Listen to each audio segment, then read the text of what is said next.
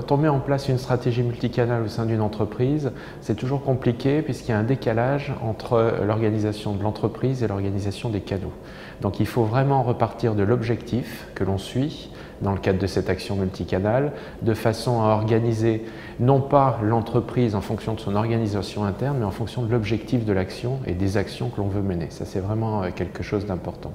Ensuite, il faut penser dans une logique de contenu polymorphe, c'est-à-dire qu'un même contenu va servir et va être décliné sur différents canaux à partir de la même base, du même fond et du même type de contenu. Donc on est vraiment dans des logiques de storytelling et de brand content.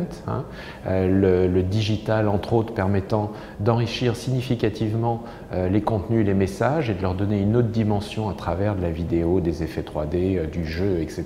Donc ça, c'est vraiment quelque chose d'intéressant. Et enfin, il y a un enjeu qui est à gérer au niveau de l'entreprise. C'est tout ce qui est mesure, justement, au niveau du multicanal, puisque ça, c'est relativement compliqué, notamment au niveau de la duplication, au niveau de la couverture, comment est-ce que chaque canal contribue à la couverture globale, comment est-ce qu'on limite la duplication pour limiter la répétition ou en tout cas la maîtriser. Voilà, donc ce sont tous des enjeux organisationnels qui vont se passer, se produire et sur lesquels il va falloir travailler au niveau de l'entreprise, mais vraiment l'enjeu c'est de casser l'organisation de l'entreprise pour partir de l'objectif. Pour réussir une stratégie multicanal, il y a une chose qui est vraiment fondamentale, c'est de penser différemment, c'est-à-dire faire exploser les modèles qu'on peut avoir en tête aujourd'hui. Aujourd'hui, par exemple, au niveau de la télé, quand on était avant le digital, on va dire, la télé était l'expérience ultime et l'expression ultime d'un produit, d'une marque, d'un service, enfin peu importe. Pourquoi? Parce que ça permettait de développer une histoire autour d'un produit. Bon.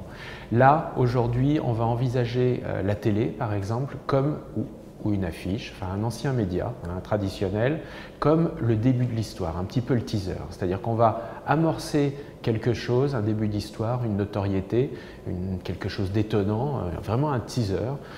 Et on va révéler en fait ce teaser sur un canal digital où là, on va pouvoir développer beaucoup plus, donner beaucoup plus d'ampleur à l'histoire et aller beaucoup plus dans le détail. Il y a deux exemples qui sont intéressants. Donc, ça veut dire quoi? Ça veut dire qu'on va travailler en synergie entre les anciens médias et les médias digitaux.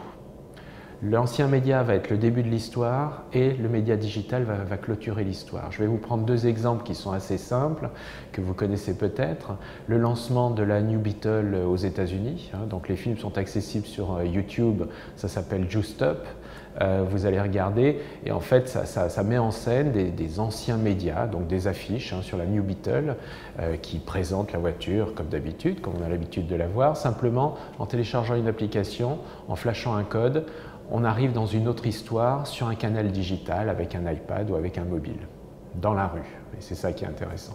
Autre exemple, l'exemple du Renault Espace, où grâce à la tablette avec un iPad par exemple, ou une tablette, n'importe laquelle, on voyage à travers, et on se promène à travers l'espace. Donc en fait, on fait une visite virtuelle de l'espace en déplaçant sa tablette, en utilisant les capacités de la tablette. On se déplace et à chaque fois, on nous raconte une histoire en fonction de la direction dans laquelle on dirige la tablette. Voilà, donc on est vraiment dans la fin de l'histoire et une histoire extrêmement enrichie. Allez voir les films pour le Renault Espace, c'est extrêmement intéressant puisqu'il développe 7 scénarios avec des histoires et des ambiances différentes.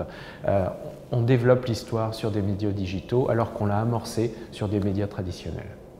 Aujourd'hui, il est indispensable pour une entreprise de mettre en place une démarche multicanale pour différentes raisons. Bien sûr, ce sont de nouvelles possibilités qui sont ouvertes.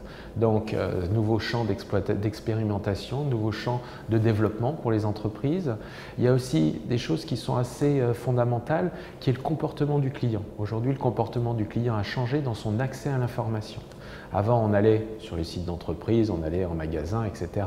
Aujourd'hui, la recherche d'informations se fait sur le digital. Donc, l'entreprise est obligée d'être présente sur ce digital d'une manière ou d'une autre.